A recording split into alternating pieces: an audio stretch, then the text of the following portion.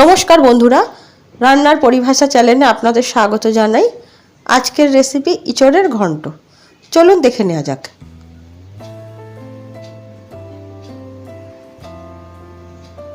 একটা মিডিয়াম সাইজের হাফটা ইঁচড় আমি ভালো করে ছুলে পরিষ্কার করে টুকরো টুকরো করে কেটে আমি একটু নুন আর হলুদ দিয়ে প্রেসার কুকারে একটা সিটি মেরে জল ঝরিয়ে রেখেছি। এটাকে আমি হাতের সাহায্যে একটু হালকা করে মেখে নেব। এর মধ্যে ইঁচড়ের ছোটো ছোটো একটু দানাগুলো আছে, তাতে কোনো অসুবিধা হবে না। আমি একটু অল্প হালকা করে মেখে নেব।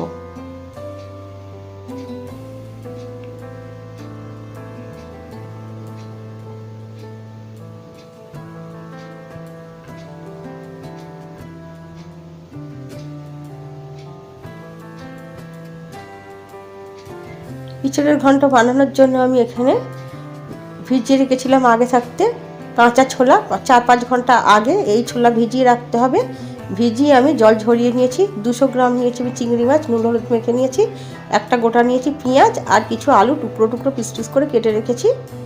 বাকি মশলা আমি রান্না করতে করতে দেখে নেবো। চলুন। এখানে আমি কড়াই বসিয়ে দিয়েছি, দিলাম আমি সর্ষের তেল। আপনারা যে কোনো রান্নার তেল ব্যবহার করতে পারেন। আগে আমি চিংড়ি মাছটা একটু ভেজে নেব।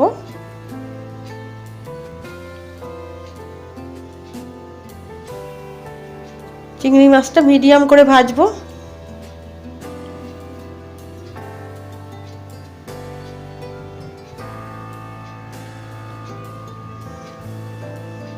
আর বেশি ভাজবো না। এবার চিংড়ি মাছগুলো উঠিয়ে নেব।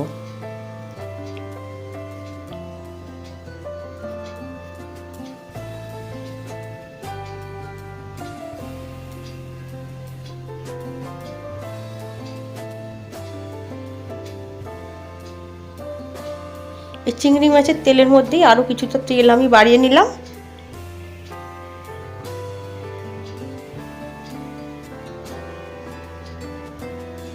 ফোড়নে দিলাম 2টো তেজপাতা, 2টো শুকনো লঙ্কা, হাফ চামচ সাদা জিরা।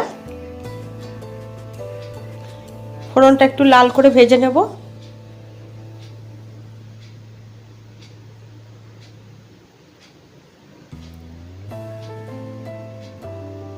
দিয়ে দিলাম আমি এখানে কেটে রাখা আলু পেঁয়াজ একসাথে দিয়ে দেব।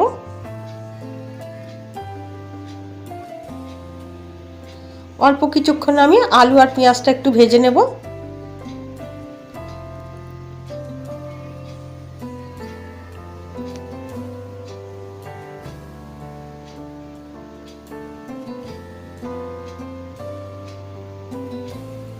এবারে এর মধ্যে আমি কিছু মশলা দিয়ে দেব। নুন, হলুদ, গুঁড়ো লঙ্কা আর জিরের গুঁড়ো।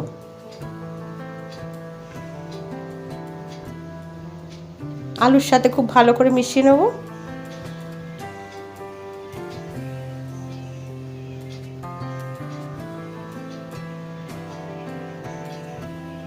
এবারে দিয়ে দিলাম আমি বেটে রাখা আদা রসুন।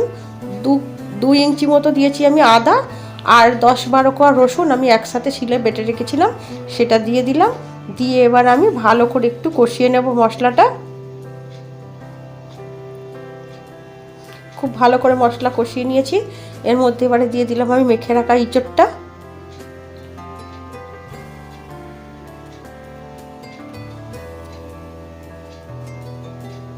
এটাকে নাড়িয়ে চাড়িয়ে আরও কিছুক্ষণ আমি রান্না করে নেব।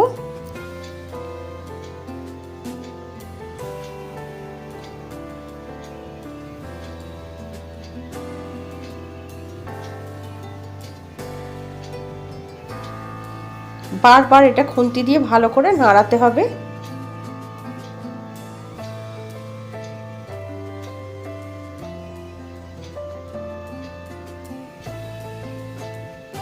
এবারে দিয়ে দিলাম আমি কাঁচা ছোলা, চিংড়ি মাছ ভাজা,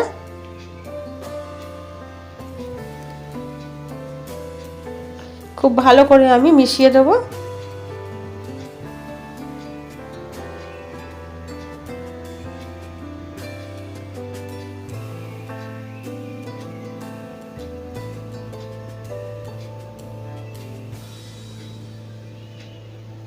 দিয়ে দেব আমি পরিমাণ মতো জল।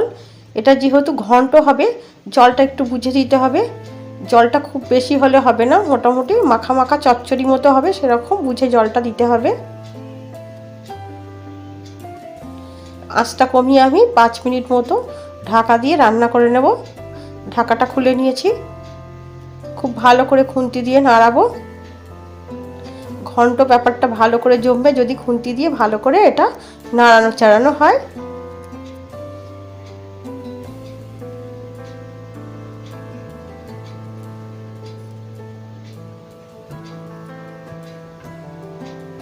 এবারে রান্না প্রায় হয়ে এসেছে। এবারে আমি দিয়ে দিলাম একটু চিনি, একটু শাহি গরম মশলা আর 1 চামচ ঘি। ঘিটা একটু গরম করে নেব, ঘিটা জমে গিয়েছে। ঘিটা দিয়ে দিলাম। এক খুন্তি দিয়ে খুব ভালো করে নাড়িয়ে চাড়িয়ে মিশিয়ে নেব। আজকের এই ইঁচড়ের ঘন্টর রেসিপি আমার একদম রেডি। চলুন একটি বাটি করে তুলে আপনাদের দিকে দেখাই কতটা সুন্দর হয়েছে। দেখুন বন্ধুরা, গরম গরম ভাতের সাথে এই গরম ইঁচড়ের রেসিপিটা খুব দারুণ লাগবে। আপনারা যদি ভালো লাগে তো বাড়িতে একবার এরকম ট্রাই করতে পারেন। আমার ইঁচড়ের রেসিপি ভালো লাগলে একটা লাইক করবেন। আপনারা ভালো থাকবেন, সাবধানে থাকবেন। আবারও দেখা হবে অন্য কোনো ভিডিও, অন্য কোনো রেসিপিতে।